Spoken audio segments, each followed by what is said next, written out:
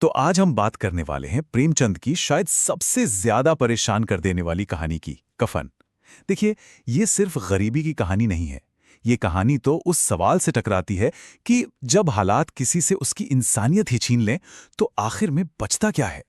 कहानी की शुरुआत ही एक ऐसे सवाल से होती है जिसका कोई आसान जवाब है ही नहीं। और पता है, यही सवाल है जो पूरी कहानी में हमारे जहन में घूमता रहता है कि भाई, जो पेट की आग हर दूसरी भावना को जलाकर राख कर दे, तो फिर ये नैतिकता, ये फर्ज, इन सब का मतलब ही क्या रह जाता है। तो चलिए कहानी के पहले सीन में चलते हैं। एक बहुत ही असहज कर देने वाली रात। सोचिए, एक झोपड़ी है, बाहर कड़ाके की ठंड, चारों तरफ रात का सन्नाटा, और एक बुझ चुकी आग के पास बस दो लोग बैठे हैं। और यहीं पर कहानी का वो सच सामने आता है जो दिल दहला देता है।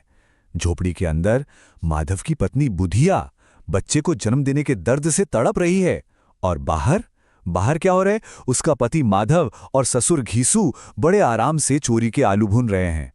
उन्हें बुधिया की चीखों से ज्यादा फिक्र इस बात की है कि कहीं उनके आलू न जल जाएं। तो आखिर ये घीसू और माधव हैं कौन?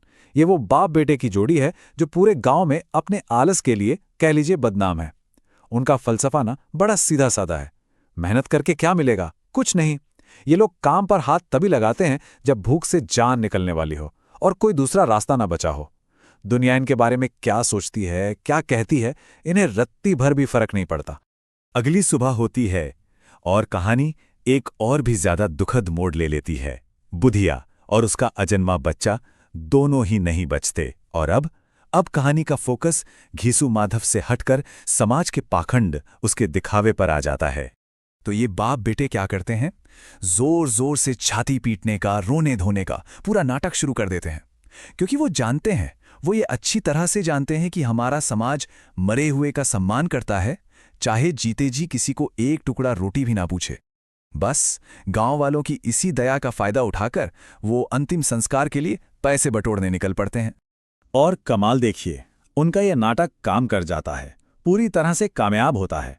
जमींदार से लेकर बनिए महाजन तक हर कोई थोड़ा थोड़ा करके पैसा देता है, और देखते ही देखते कुल मिलाकर 5 रुपए जमा हो जाते हैं। 5 रुपए, जो उस जमाने में उनके लिए एक बहुत बहुत बड़ी रकम थी। और बस यहीं पर प्रेमचंद समाज पर सबसे तीखा कटाक्ष करते हैं। जैसे ही पैसे हाथ में आते हैं, घीसू और माधव आपस में बात करने लगते हैं, और उनकी बातचीत में ना समाज का पूरा खोखलापन सामने आ जाता है।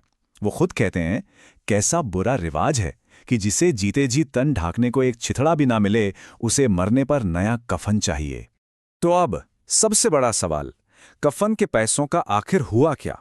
वो 5 रुपए लेकर दोनों बाप बेटे बुधिया के लिए कफन खरीदने बाजार की तरफ निकल पड़ते हैं। मकसद तो बिल्कुल साफ था, कफन खरीदना है।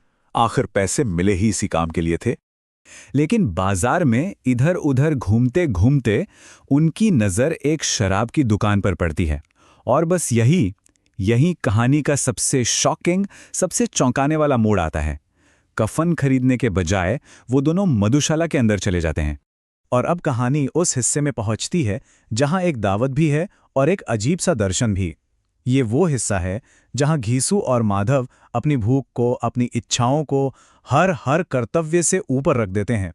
वो तय कर लेते हैं कि कफन के ये पैसे वो अपनी खुशी पर खर्च करेंगे। और वो करते भी हैं। पहले शराब आती है, फिर गर्मा गर्म पूरियां, तली हुई मछली, चटनी, अचार, कलेजियां। ये सिर्फ खाना नहीं था, ये एक ऐसी दावत थी जिसका इन लोगों ने शायद अपनी पूरी जिंदगी में सिर्फ सपना ही देखा होगा। पर वो अपने इस काम को सही कैसे ठहराते हैं, इसका भी इंतजाम है। घीसू एक बड़ा ही अजीब सा तर्क देता है। वो कहता है, देखो, अगर इस दावत से हमारी आत्मा खुश होती है तो इसका पुण्य बुधिया को जरूर मिलेगा, वो सीधे स्वर्ग जाएगी। और कहानी में एक और आयरनी देखिए, जब उनका पेट भर जाता है तो माधव बची हुई पूरियां एक भिखारी को दे देता है। अपनी जिंदगी में पहली बार उसे किसी को कुछ देने का सुख, वो खुशी महसूस होती है। और ये खुशी उसे किन पैसों से मिली? एक मरी हुई औरत के कफन के पैसों से। चलिए अब कहानी के अंत की तरफ बढ़ते हैं और प्रेमचंद के उस तीखे सवाल की ओर जो वो हम सबके लिए छोड़ गए हैं। वो जो दावत थी, अब वो नशे और हंगामे में बदल चुकी है। तो आखिर ये कहानी निशाना किस पर साध रही है? देखिए, इसके 3 बड़े पॉइंट हैं। पहला, उन खोखले रीति रिवाजों पर जो जिंदा इंसान को तो पूछते नहीं पर मरे हुए का सम्मान करते हैं। दूसरा, उस फेल सिस्टम पर, उस समाज पर जहां जी तोड़ मेहनत के बाद भी 2 वक्त की रोटी मिलना तय नहीं है। और तीसरा, सबसे गहरा सवाल कि क्या नैतिकता, क्या मोरालिटी एक लग्जरी है, एक ऐसी चीज जिसे बहुत ज्यादा गरीब लोग अफोर्ड ही नहीं कर सकते। और कहानी का अंत, घीसू और माधव नशे में बिल्कुल धुत होकर वहीं मधुशाला में नाचते हैं, गाते हैं और आखिरकार बेहोश होकर गिर पड़ते हैं। और दूसरी तरफ झोपड़ी में बुधिया की लाश वैसी की वैसी पड़ी है, अपने अंतिम संस्कार का इंतजार करती हुई।